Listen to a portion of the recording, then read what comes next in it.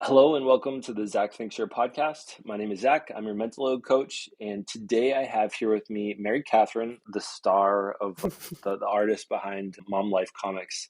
Mary, I think I've been following you for I think it's at least a year, if not longer. But I think you and me kind of started around the same time in 2022. But I got to meet you the other couple weeks ago back at Yeah. Neha's book release, and I was learning more about. I didn't even know at the time really that you had a book coming out that I have here. Mama Needs a Minute. I've been referencing it around the house and or in a couple of my videos. Thanks. But as I was listening to it, so much of what I do is trying to educate men from like the man side of things. And I rarely feel like I can talk to women about the steps that they can be taking. Like I don't feel like I'm in the place to educate them. I can share my story. I can kind of shit on myself. I can call myself out. And there's a lot of moments where like I don't always know what can be held accountable. And I think you did what looks like a lot of really good self-reflection, punching at the structures that exist in place, which are just such good graphics. Like they so perfectly encapsulate even things that I think a lot of guys see. But I think I'm looking forward to having a lot of the women that are going to read it. They're going to be able to look at themselves. I think the like how morality gets stuck in who women see themselves as mothers is something that I thought was really interesting. I want to start with what inspires. So you're a graphic designer, but like and actually maybe introduce yourself a little bit. I feel like I'll Sure. give a minor introduction here. Yeah, sure. So like you said, I'm a graphic designer and an artist, and I also teach yoga and have two kids. I live in on Cape Cod in Massachusetts, so not too far from you. And I started making these comics just as kind of a creative outlet, and it was right before the pandemic. I started making them in like January 2020. That was when I first put up my first comic. But at that time, I just was sharing them to like my little personal Instagram. I didn't have Mom Life Comics was not even a thing I'd thought about yet. And it was really just I made one as just like a fun kind of creative thing. I forget even I don't remember what the first one was about, but it was definitely, just kind of a way to express my frustrations with my current situation in life and kind of how I'd gotten to this place of feeling so overwhelmed all the time as a mom. And so it started there, just started as a personal creative outlet. And then, as happens with so much of this stuff, I kept sharing them. They kept kind of getting a lot of I was noticing the engagement on those versus like pictures of my family, which is, what I was already kind of just sharing, like just very much. My Instagram was just kind of like a personal blog Instagram. I'd been blogging for a long time. So, like a year later, after starting to share them to my personal feed, I started Mom Life Comics as like, okay, I see that people are enjoying these comics. I'm going to like create a whole separate feed and just see what I can do with it. And, as they say, the rest is history, the original kind of reason I did them was just like, I'm feeling frustrated. I'm feeling like I want to like express myself visually. I felt like, putting a pretty picture of my family and then writing a caption about how hard everything was didn't like really say what I wanted to say in the right way. And so as an artist, I was looking for a way to kind of like communicate it in a funny, fun, more like authentic way. Which I feel like is a great encapsulation of one of the recent posts you put up with speaking on Zuck saying about the more masculinity that we need in the workplace. And I thought you did a great job encapsulating kind of like the emotional labor that doesn't get done by men. That yeah, let's do less of that emotional labor as a whole. I'm for that. And I'm gonna fast forward. So in a couple of the notes I made from your book here, one of the ones I liked was you had talked about when your husband was, I think there were moments where I had this when we had our newborn, and you said, "Hey Ben, can I get another burp cloth?" And he's like, "Where is it?" And then fast forward a couple of years, like still in a similar place where you were frustrated and that you felt like alone sometimes in feeling like why am I still answering these questions that I know he's totally capable of figuring out himself, or like it's surprising that he doesn't know where it is. But like you said, what I want to say is they're in the same place. They've been there in the past 5 years in the same place I put them every time that I would want them to, presumably same place. And you keep going on. But what you actually ended up saying was in the corner cabinet, the same place they've always been. Um, and there's a lot of emotional labor in that. What do you think is one of the hard parts of making comics that help call out a bunch of this invisible labor that we swim in every day, but that we don't have great language for? Yeah. I mean, what I love about comics is I do think that, you can give like the inner dialogue, like kind of what I do there. Like you can share the inner dialogue and the outer dialogue. And I think, that that's where I've worked a lot and I'm still working. And I think I'm learning how to communicate better around this stuff because I think, when you are the carrier of the mental load and you're exhausted and you're overwhelmed, and someone asks you, someone being usually your partner, asks you a question that feels so obvious about the household or about taking care of your children, and you just feel that like rage bubble up. I think anyone listening to this who's in a long-term relationship, man or woman, can feel that, knows what that like strong marital rage is. And I think when you feel that build up, it's like you have these choices, right? And sometimes we act on the wrong way to do it, which is blowing up at our partner, which really doesn't actually help anything in the long run. And sometimes we're able to like communicate in a healthier way. And I think comics allow me to kind of explore. They're a good way to show that inner dialogue, inner frustrations, what you could say or maybe do say sometimes versus like what actually comes out. And I think I think comics, it's challenging in many ways because trying to get it into like a concise soundbite, some of this really complex stuff. But I also think that sometimes just having the visual way of presenting what's going on in our minds in these intense moments of parenting or relationships, it's a really, I think it's a unique way to get it across, which is why I think that comics can really strike a chord with people. And one of the videos that I like that I produced, which I'm not sure if it's performed well because it was a good message or if it was I pissed off a lot of people, but it reminds me a little bit of this image right here of like um, pregnancy goes on, mom's understanding knowledge of like what happens when the baby comes, like keeps growing, and so many guys like was a lot of the cultural settings we're in, like we're just told like not that much to know, like you don't have to learn that much more. Like I even see like when our baby was coming, I tried to do a little bit more than I think a lot of other guys are encouraged to do, which was that I read I think two baby books. Yeah. I did similar to the list that he had. I showed up to the classes that Alyssa enrolled us in. Now, one thing that I didn't have language for was that I tried like experiencing some of the weight that she was gaining. So I put on like a weighted vest and a fanny pack. For you. At one point, she absolutely called me out on the fact that, are you just doing this like because it looks good? Like it looks Right. good to be a supportive partner more so than you're doing any of this for your own self-awareness. And she challenged me. She was like, maybe you need to walk around with looking ridiculous with this fanny pack with a 5 pound weight in it and say nothing about it as if it's normal. And so there's even moments where I recognize I've tried to, I think in retrospect, like I was trying to understand the emotional labor of the weight gain and like the changing body. But at the same time, I was having a hard time keeping it to just better understanding my wife. Yeah, I think you're right. I mean, one of the things I talk about in the book that I've learned now, again, like in retrospect, is how much of this, how much you set up, how much we set up the mental labor imbalance and the household labor, all of the labor around being a parent during pregnancy. And I think that in my mind, before I had kids, I didn't know that the stuff I was doing during pregnancy was already setting us up for failure. I didn't know that by not having my husband help me organize the baby clothes by size in the drawers, that he would then not know what baby clothes we had and where they went. Or that by being the one who set up the whole diaper changing station, he wouldn't know where the burp cloths were or where the extra wipes were.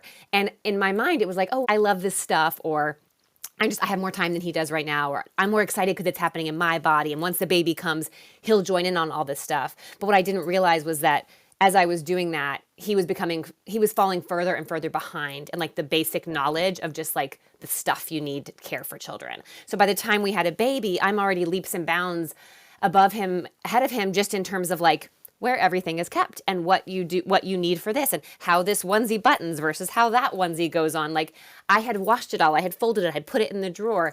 And although that seems stupid, like that stuff does in the end affect how much you know and how much you can do in the household. And I think there's so much of that kind of stuff that in retrospect, looking back, you go like, oh, that's where this started for us. But it's all these really small nuanced things that maybe individually don't seem like much, but big picture lead to like huge issues. Yeah, and like I remember like folding up some of the first things, or like the moment like when I'm doing laundry and Alyssa buys like a new piece of clothing that is like maybe like a non-basic top, then I'm like, how does this go, like, how does this work? How do I put this on a hanger? Like, that is totally the experience that I've had with a handful of clothes that, like, the first time I interacted with a onesie that has buttons on it, the first time I interact, like, I didn't have siblings growing up, so, and I had never babysitted, so this is literally the first time I was having with children. You and I both talk a ton about the mental load, and I was a huge fan of this one of Mount Motherhood, and I'm curious, what the helicopter that said, like, "You make it look so easy." Who is that to you? Who's in the helicopter? It's like all of society to me. It's like everyone who's not in the mucky muck, in the depths with you. So, maybe it is your partner, maybe it's, family members nearby, maybe it's the person you pass in the grocery store. But I think it's just this feeling of like, I feel like so many moms are just so weighed down, kind of as shown by that illustration. They're so overwhelmed, and everyone around them is just like, wow, you're a super mom. You're doing such a great job. Like you do make it look so easy. And I think from the outside, especially with social media and how so many people are performing motherhood now online, as opposed to like talking more about the truth of it or the challenges of it. I think that's changed. I think people are talking much more about that. But I think we're still seeing so much performing of motherhood that makes it look like it should be easy. And I think that is kind of the narrative, is this like, wow, you're killing it. You're making it look so easy. And I just feel like from the inside, it makes you feel like a fraud. It makes you feel like, what's wrong with me that everyone else seems to be doing this so easily, and I feel like I'm falling apart inside. I hadn't necessarily considered the judgment that a lot of women might have on themselves around that, but the thing I was thinking of is that I feel like there's a loneliness in it that, especially like if your partner is the one saying that, wow, you make it look so easy, that there's a loneliness in that, like, can he not see this giant red bag on my shoulder? Can he not see this ball and chain of guilt on my ankle? And can he not see that I have to get over? Like, I was the guy that did not see so much of this in the very beginning. I was privileged, I think, I got to have a couple months of paternity leave that helped me see, like, I was climbing up that. I was like, hey, why are you so far back there? And I was going back and realizing that there was a bunch of things that some of it was invisible, but a lot more of it got visible. Yeah. And I think I mean, you know, even if your partner is not saying like you make it look so easy, I do think a lot of moms, they are making it look easy, not on purpose, but because it's all happening inside, right? Like all the planning, all the thinking, all the maneuvering is happening in these invisible, quiet ways. So maybe, yes, if you live with someone and they're not around all day long, or if they have a different work schedule than you, or you're just handling it and they're not hearing about it, I do think that sometimes we make it look easy just in our competence and the competence that we've been forced to kind of figure out because of the way our society is set up and the expectations that moms have on them.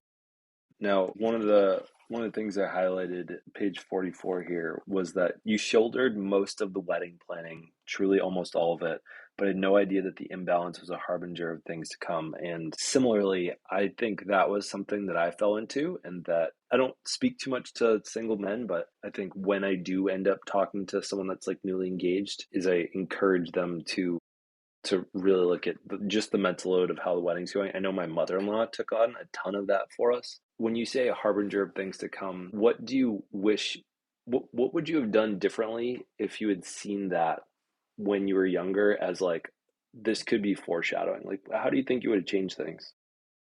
Kind of, I think I took on so much more than I needed to take on. And I did that partly because I'm like kind of a control freak, partly because I'm like a real type A, partly because that's just, as a woman in the world, I've kind of just like learned to take on things, and always be the person who like in group projects just does it all, to make sure we all get the good grade. And I think it's very easy to kind of, if your partner doesn't have the same personality as that you do, or doesn't have the same interests that you do. For our wedding, I did want a lot of like cute little DIY stuff, and I'm the creative one and I'm the artist. So like it was easy to just throw myself into it because I enjoy that. But I wish I had given him more tasks and not just said, hey, here's a list, but like really brought him more into the wedding planning, and really divided things up and trusted him to do things, even if they weren't the way I would do them. So much of what I've learned now about how to like let go of some of the mental load of parenting is the same as what I would do with a wedding. And I just think that I set it up from the beginning. We've been together 20 years, and like I set it up from the very beginning like that I would just kind of step in and handle stuff, you know? And so he learned that if he didn't do something, I would do it, you know? And I think anyone, if they learn that someone in their life, you know, man or woman, if you learn that someone in your life is going to step in and handle stuff for you to make your life easier, it's pretty easy to sit back and let that go, you know? I mean, just yesterday we had snow here, and my husband is just the snow, you know, he's the snow shoveling guy. Like, I don't ever think about, if it snows, I'm not thinking at all about the driveway. I know he will get out there and he will shovel it. And he said something about that, you know, you're not carrying the mental load of shoveling. And I was like, you know, that was a whole nother conversation. I could go there. But, you know, it was like, that's a perfect example of like an area where I haven't. He has always handled the snow, so I've never thought about snow. And I think that's the kind of stuff that was happening from day one with our wedding, or with, you know, even earlier in our relationship, with whatever it is. Like, I just think that when someone shows you that they're competent at something and they take it on and they always do it, you check out. And I think that's what happened in so many areas of our relationship over the years. And I think it wasn't a problem before we had kids because there wasn't as much stuff that needed to be dealt with, you know? But when the stuff accumulates and accumulates, and one person just keeps taking on more and more and more and more and more, you can't see my hands, but then, you know, I think that's where you get this huge imbalance, which is, you know, smaller for something like a wedding that's finite, and way bigger when it's never ending and it's for the rest of your life. Yeah. And, you know, that I think there's a lot of moments where like he might have said, God, like you never remember to do the shoveling. And I think now I don't think that he probably had that moment there, but he's just like, hey, you ever notice that you don't think about shoveling? And every once in a while I'll want to poke at my wife because there aren't a crazy amount of things in our house that she doesn't think about that I do fully think about. But when there are those moments where we are not taking ownership and she has the mental load of something, it always tends to turn to that conversation of, it's not about the socks, it's not about the shoes by the door, it's not about the peanut butter. Great prop. I love it. So clever. Tell me the story about the peanut butter. Yeah. I mean, so this, you know, I tell the story in the book because I do feel like it's very symbolic, and it really, you know, it harkens back to so many of these themes that we all talk about now. So when I was in college, I studied abroad. I was living in France, and the peanut butter in France at the time, no idea what it's like now, but was all like $10, and it was a jar like this big, and it was gross. Like, it was just, they had no American peanut butter, and it was yucky. And I love peanut butter, and we all, you know, we were all on a budget there. Like, we didn't have a ton of money. We were in college. So when we would travel on the weekends, we would take peanut butter and jelly sandwiches to like eat on the train to save money. And so we all brought peanut butter with us, but we ran out quickly. And so I asked my husband, then my boyfriend, if he could send me some peanut butter in like a care package. And he didn't. You know, many other people's families and boyfriends were sending them care packages, and he never did. And so he was coming to visit me at Thanksgiving. And so every time we talked, I would say, like, just please just bring me peanut butter. Get the biggest jar you can get. I just want tons of peanut butter. Like, bring it to me in your suitcase. That's all I'm asking for. And he's like, okay, you know. So the night before he was supposed to fly to come see me, I said, did you get the peanut butter? And he was like, oh, no, I haven't gotten it yet. I'll see if I can go get it tomorrow. And I'm like, I've been asking you for weeks. It's all I want. Like, how hard is this? Just get me the peanut butter. And so he came, you know, see him in France. I haven't seen him in forever. It's so wonderful. You know, we have this great time. And then we're back in our little hotel hostel that night. And I said, like, did you bring the peanut butter? And he's like, oh, yeah. And he gets it out. And it's like, you know, the small Jif. Not the huge one I wanted, not multiple, just one thing. And I said, like, you know, trying to be nice, like, thank you. Did they not have anything a little bit bigger? And he's like, oh, I don't know. My grandmother got it for me this morning. And I was like, you know, so upset. Like, all I wanted, all I'm asking for, you didn't even get it yourself. You sent your grandmother to the grocery store, who he was like living with at the time. And I felt just like, you know, if it was me, I would have brought him a whole suitcase of the biggest Jif. You know, it would have been like so exciting. I would have sent him care packages. Like, this is a way I can show you I love you from afar. You know, this is how I can show you I was thinking of you.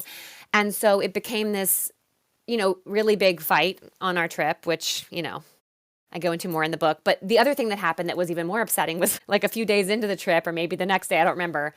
I got out of the shower and he was eating the peanut butter with his finger because we had no utensils. So he was digging into it and eating it.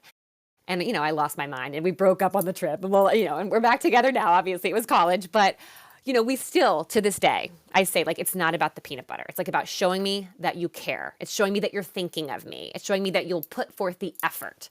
And I think that story is important to me because it happened so early in our relationship. And it still feels like that theme of like, and again, this is not just like to say my husband, he's a wonderful person. He's very loving and very thoughtful, but like, he wasn't raised, and he, as a man in our culture, wasn't raised to like, not that, some men are, but like, for whatever reason, he didn't get that, like, this is how you show how you care for people. This is how you care for people. This is how you show that you're thinking about other people, through like acts of service or gifts or whatever. This is a way you can show people that you care about them. Like, he just never got that, and he didn't feel the need to do it. And it was a big issue, as I explain a lot of in the book. But yeah. Yeah, and I think there's a lot of moments where I will have to I'll have to coach myself almost sometimes. Like when we just recently moved at the house that we had been living in for the previous 2 years. There were weeds along the edge of the driveway, and it was like a pretty decently long driveway, maybe like I don't know, probably 200, 300 feet or something. I'm gonna get that wrong. But I asked her at one point, like, what's it like for you when people come up a driveway? And she said, I feel shame and like guilt because there's weeds along the driveway. And I grew up in a house where it was like pretty well manicured. And I'm like, I feel pride that we even have this house and that we have this cool driveway. There was a moment where we were talking about this, and I was like, well, I just don't like this isn't that important to me. She's like, but it's important to me. So I'm asking for you to care about it because I care about it as like an extension of me almost. Right. And I feel like that's so much of what I have to pause and consider like, okay, if this is important to her, then this is an extension of how I care for her. And I feel like that's what the peanut butter was in that moment. And I think that's a lot of what folks struggle with. Yeah. I know that when I got to talk with you briefly, you said that you've had challenges over time with people being really upset with your comics, getting like angry messages from I'm imagining specifically men. Yeah. What is your like journey as a content creator, as a comic artist been like? You use your art skills for social justice and for telling your own story. What's the journey been like? Well, I mean, there's been times that it's been really, really, really hard. And, I had a comic that went viral for the wrong reasons. Like, I've had five comics go viral for the right reasons, and then one that was taken out of context and shared. I think the problem with creating the kind of work that I do, and I have shifted this a lot, is that, it's personal. A lot of it's like very personal stories or experiences that I've had, and I'm using my experiences to like make a point that's a bigger point, a more universal point about what's happening in our society. And if you take one of my comics out of that context of my work as a whole, it can be read very differently. And I think that is what happened. That's happened many times where someone takes one little incident from one comic and, makes all these assumptions about my relationship, about me, about my husband. And so I've since, that one comic went really viral with all the wrong people, and all the Twitter trolls came after me forever, and it was really scary.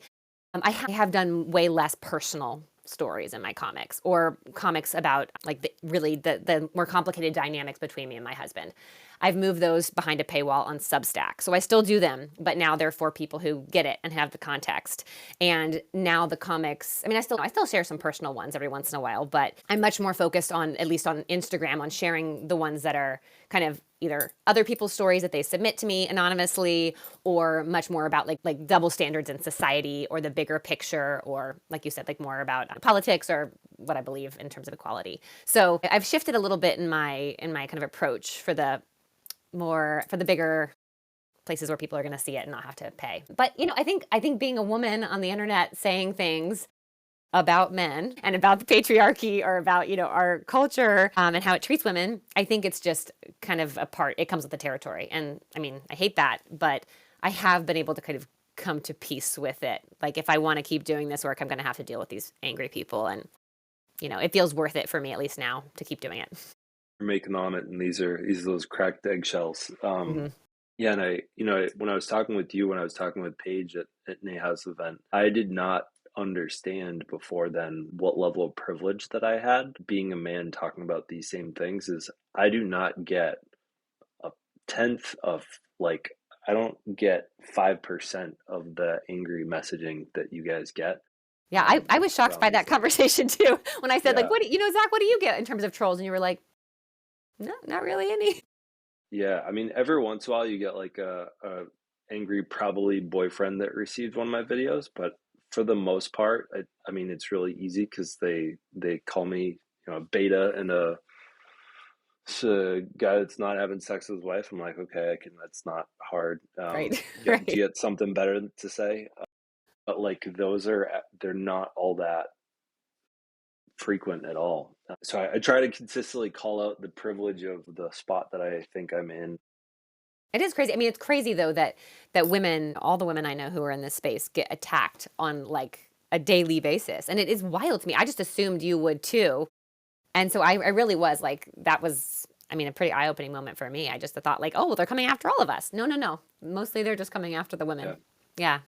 Yeah, and like I've been even considering like, is there an adjustment that I need to ruffle more feathers? Like, is that gonna be what like because I recognize like I want to use more of my privilege to be able to take on some of the hate, like share some of the emotional labor Yeah. of like all the angry people out there. Yeah. I haven't figured out quite how to do that yet. I Hmm. think a huge part of what I'm aiming to do versus maybe more of what you're doing is I'm trying to do a lot more of the emotional labor of being kind isn't the right word, but like trying to say things softly for men to be able to receive so that they can shift how they're thinking about it more so than I used to have more cutting words and I was probably a little bit more viral and that would not have worked out to run a business off of. Right.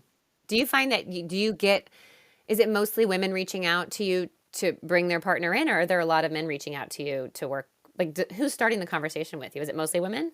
Yes, Yeah. I have a 91% woman audience. I would say 99% of the guys I work with, their wives found me first, sent over one or more videos, and or at some point, I think it's probably 80%. Their wives are saying, "Please contact this guy and talk to him." I would say 20% are getting the hint and being like, "All right, I'll reach out here." That's what I Uh, would expect, but that's so sad. I mean, great. I'm glad people are finding you. I'm glad you're helping people, but it's yeah, really sad that so few men are the ones starting the conversation. yeah. Yeah, one of my favorite guys who's been in the community the longest. He said it in his testimonial video with his wife is that he thought he followed me on his own accord, and she actually followed me on like snuck onto his phone and followed me. Oh my gosh, that's ridiculous. He was very disappointed after he registered for the program. He found out from her that in fact that actually that was not the case. That's hilarious. But yeah, I'm consistently interested in how we fight this fight of inequality. What are some of the favorite messages that you get via DM? I know there's the crappy ones, but like, what if you had to? I know for me, like, my favorite message is from another guy that said, "Thank you so much for these. Like, I didn't. I'm able to see myself in your videos, and like, I've been able to see the problems that I'm causing around my home, and like, and I can now identify how to change." Yeah. Those are my favorite, are from men, probably young kids or about to have kids and like are getting the message and don't need a whole lot more hand holding than that. What are your favorite That's awesome. messages to receive? Yeah, I mean, similarly, they're from women, usually moms, who are saying like, I thought I was the only one who experienced this. I had no idea this was so universal, or I had no idea that there were so many of us who felt this way. I mean, I think that's what I love about the internet the most. I mean, there are so many downsides, but like that's how I felt at the time I started creating the comics. Like I had these experiences that I thought were just me, and then I found out immediately like, no, it's not just me. And in fact, it's women all over the world. It's not even, I thought maybe like, okay, maybe this is like a middle class white person in New England problem. No, no, no. This is like I don't care what country you're in, we're all dealing with this problem. Mm, And that's how, I had one comic that really went viral back in 2022. And that's kind of when I found, bigger audience. And I had women, I was keeping track because I was just so curious. I had women in over 50 countries who DM'd me saying like, I live here and this is a problem. It's a problem here in Nigeria. It's a problem here in Botswana. It's a problem here in Peru. Like it was, in that comic, it was about double standards. It went viral like in Brazil and in Italy. And I was seeing that this is like something that I thought was like people like me problem is like, it's like women everywhere. And so anytime I get a message from someone, especially someone who lives across the world from me saying like, I went through this exact same thing, or I didn't know I was the only You're one. talking about this one, right? Yes, yes, yeah, double standards of parenting. And so I've, as I've, interacted with yours and a lot of other posts. So like fun dad versus lazy mom. Like I don't know if it's from posts like yours and other women's that like I see myself as a lazy dad when I bring home fast food. Babysitting is not a part of my vocabulary at all. Like I think in New England for sure it's probably less likely, but like I've never heard of a guy babysitting his child, and I've never been told, "Hey, oh, it's great to see you're babysitting your child." Like I feel like I'm a little bit sheltered that a handful of these don't hit home for me because I think Massachusetts is a more equal place in the country. Like present dad and attentive mom, for sure. I see that one.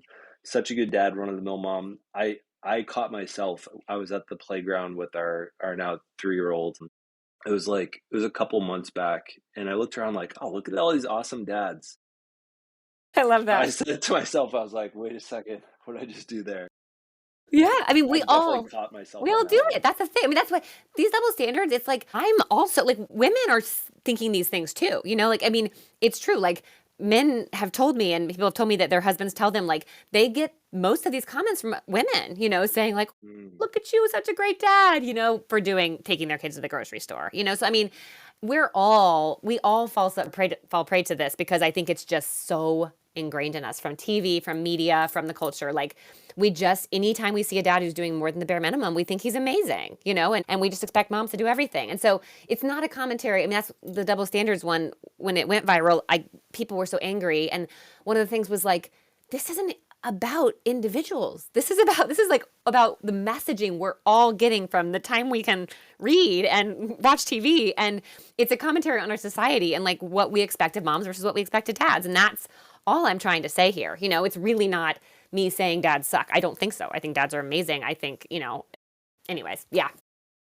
Yeah, like I think it's a what I think the comic does a good job of is like when you're looking at the guys in there, like I don't feel like it's making fun, even though I know they're caricatures and they're Mhm. blank face. Like I don't feel any negative emotion towards any of the guys or the women in here, but like the pinkish comment at the top is like that's where the pain point is. Yeah. I've been waiting for years now. I'm waiting for years for someone to come up to me and say, "Wow, you're such a good dad." And for me to be able to say, "God damn it, no. This is regular ass shit." Good. Yeah. Well, I hope you It get that hasn't chance. happened yet. I hope I you get I it. can't wait for it. Yeah. Might have to be traveling in a more southern state or something. Hmm. Yeah, you probably don't get it as much in Massachusetts, but I do still think like, I mean, I'm working on like another kind of double standards comic right now, and one of the ones working on is one about PTA, and it's like I'm in Massachusetts, I'm on Cape Cod. Our PTA, there's not a single dad. I've been in it for 3 years now. I've never seen a single dad at PTA, right? So like, I know Eve Rodsky talks about that, but like, I do think if a dad came to PTA, everyone would be like, oh my gosh, he's so involved. Look at him. Like, it would be maybe they wouldn't say it, but there would be that thought like, oh my Be God. thinking it. Yeah, it'd be like so wild, And so, I mean, there's still so many spaces, even maybe not some of these more obvious ones, where I do think if a dad showed up or if a dad was doing something that moms do every single day, even if they don't say it, people would be thinking, just like you said, like, wow, look at all these great dads at the park. I think it's just like we're just so conditioned to like have those such low expectations of dads. Yeah. Yeah, and I can even see my ego talking as you're saying that out loud. Like if I were to show up to a PTA meeting, there would definitely be a little part of me like, look at me, I showed up. Mm-hmm. Mm-hmm. And that I would be totally shitting on imaginarily the guys that could have been there that night that hadn't. Right. And I know that I would need to acknowledge that for myself. I might need to journal it out to be like, yeah, good job, Zach, you showed up. And there are all these other parents that also showed up. Like, let's acknowledge their efforts too. And you don't get a participation trophy for this one, Zach. Right. And also like that moms have been running PTAs in all the schools forever, that ever since PTAs have been around, it's never been a thing. So all the extracurriculars, all the fundraising, all the secondary labor at a school that's not done by paid employees is being done by moms, most of whom are already really busy and overwhelmed. And so, that's another area that like, there's so many areas like that where dads are just not seen, and they may work the exact same number of hours or more. Moms may work the same number of hours or more outside of the home, and they're still showing up and doing all this extra invisible labor for the schools or for the, whatever the appointments or the extra, stuff outside the home. And yeah, I just think that anytime a dad does that, it's still seen as like remarkable, and moms are just expected. I want to ask a question that's a little bit more slightly different context. So you said you were working on a comic. Now, when I think about the content that I make, which is very selfie video camera facing, my aim and the small group of content creators are with, I try to teach them to make videos like in under 15 minutes. When I heard you say you are working on like actively, that occurs to me as a multiple day process. How long does it take you to put together like a carousel or a comic? A lot of time. That's what I mean. They take a lot of time. If it's something, if it's like I don't often my comics have a lot of panels and a carousel. Like I have a lot to say. Mhm. So if it's like just a, one slide, that might not take that long. But I mean, sometimes it could take me like 6 to 10 hours to do a comic. Like if it's a ton of panels and I'm playing a lot with like what I'm saying, if it's like a 10 panel thing, that could take, yeah, 5, 6 hours. Sometimes it's more like 2 or 3, but it's very rare that a comic takes me like under an hour and I just pop it up. Like because also, when it's written, like I feel like if you're talking, you have more time to kind of say things different ways, but if it's written, it's very like, you only have a little bit of space. People's attention is, if it's a huge paragraph, they're not going to read it. So it's trying to like find really concise ways to say it and then also to illustrate it. And I do a lot of like kind of iterations as I go, and then I'll change the text or I'll change the drawing or I'll delete a slide. And yeah, so it's a process. I mean, especially some of these I'll let them sit. So like I've been working on this other double standards one right now for like 2 weeks, 3 weeks. But I just because I come back to it, I'll go like, oh, this doesn't feel exactly right. I got to think about it, and I'll put it down and I'll work on something else, and then I'll come back to it. So it's not that I'm working on it day in and day out, but it's kind of revisiting it and trying to get it just right. Because again, if you have just like one word at the top of an illustration, that word's got to be right. Is it now? I know sometimes there's like text on there, and sometimes there's like handwriting. Is that your handwriting sometimes, Yeah, I or is made it. it? Yeah, yeah, yeah. It's my handwriting. I made a font of my handwriting, but I also handwrite it. So yeah, That's really cool. I yeah. think I saw a video talking about that recently of like uploading a font that works for you. Yeah, when I first, I didn't know you could do that when I first started making them. So I was writing everything out. It was taking so long because obviously, like if you change something, you have to like rewrite the whole paragraph. So now, like I found a lot of ways over the years to like make it go quicker. And I do repost comics a lot. Like a year later, I'll post it again because they do take so long. But the problem is, I'm sure you're like this too. I'd love to hear if you are. I always have so many ideas. It's really just finding the time to sit down and make it happen. And so, I have a list. I have like a 40-page document of comic ideas from over the years. It's just like, can I sit down and make this one happen? And is it the right time to make it? Yeah. Well, hey, I give you permission at any point if you see one of my videos like I want to make something out of this, I will happily give you, especially if you want to collaborate with, Mhm. because I know we have Yeah. such combined audiences, and be Yeah. like, I just want to steal 2 frames from this, and Illustrate them. yeah, and similar question around like the creative side. Are you ever going to use AI with it? I mean, not now, but I know people, I understand all the great things about AI. For me, the thing that's so different about like, someone was telling me like, you could just train AI to do in your style to draw the drawings. And I'm like, well, first off, that's mind blowing. But for me, so many of the ideas come in the creation process. So like Mm, if I were like I start out with like something I'm planning and I've kind of jotted down my ideas, but then like as I'm going, I get ideas, or as I'm making it, I think of the punchline, or as I'm doing this, I go, oh my God, what if I use this image here? So for me, like it's the process of creating it that makes the content what it is. And so I feel like if I tried to outsource it to AI, at least at this point, I would lose that and it wouldn't be as effective. that's a Yeah. good point. Yeah, because I know for sure I'm an auditory processor. So like back in my early YouTube days, like 2018, I would make a full 4 minute video, or I would record for 10 minutes and be like, that's what I wanted to say. And then I'll scrap the first 10 minutes and then reshoot the video. And I've now figured out like the general hook, the story, the aha moment, because I was making videos for my students.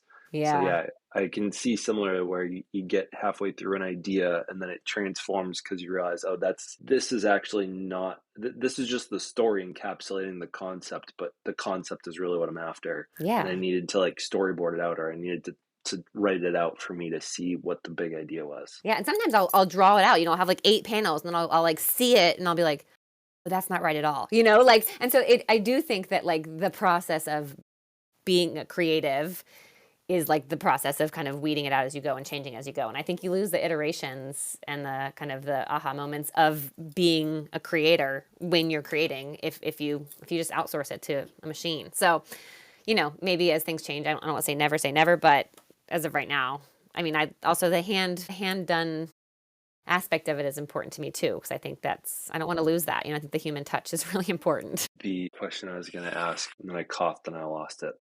Let me ask you, so you say it only takes you like 15 minutes to make a video? Not every single video. I'd say sometimes like the one that just hit 1.2 million that I threw Eve Rodsky on is like, hey, you want to collaborate on this one? Mm-hmm. Which was just I was shaving and I was like, oh, this is like one of those tiny little invisible labor tasks Mm-hmm. of me just like getting the shavings down the sink drain. So I just pulled I actually told us, hey, don't I didn't have my phone on me. I gotta run. Don't wash these down the sink.